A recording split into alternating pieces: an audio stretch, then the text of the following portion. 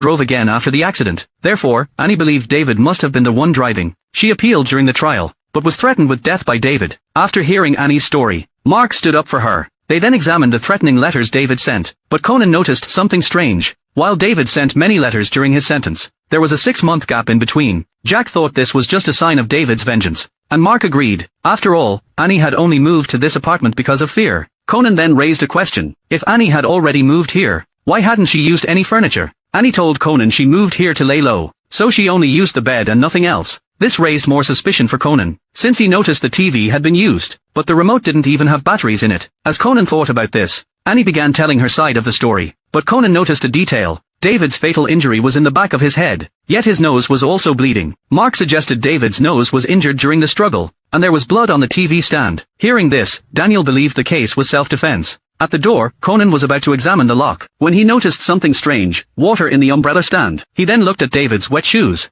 and asked Ran when it had rained. She said it started after 6 p.m., which made Conan realize something was wrong. He rushed downstairs to find the student who had called the police. According to the student, he first heard the TV blaring, then loud sounds of a struggle, followed by Annie's scream. Conan rushed to the car, checked the interior, and immediately figured it all out. He returned to the scene, and before he started explaining, he asked Takagi to investigate something. While waiting, Conan firmly stated, this case that looked like self-defense was actually a planned murder. The water in the umbrella stand was the strongest evidence. If you look closely, police always move umbrellas aside to avoid disturbing the scene, especially in a rush. The presence of water meant Annie had lied. Additionally, while David's shoes were soaked, his pants were completely dry, which indicated David must have arrived before the rain started. Mark was stunned by Conan's observations, and Conan continued, mentioning the car's narrow driver's seat. Given all the evidence, it was clear the case wasn't self-defense, but Annie's calculated setup. Annie's plan likely went like this. She first made marks on the door lock, then called David over to her house, and later met with Mark. After that, she purposely grabbed the wrong umbrella,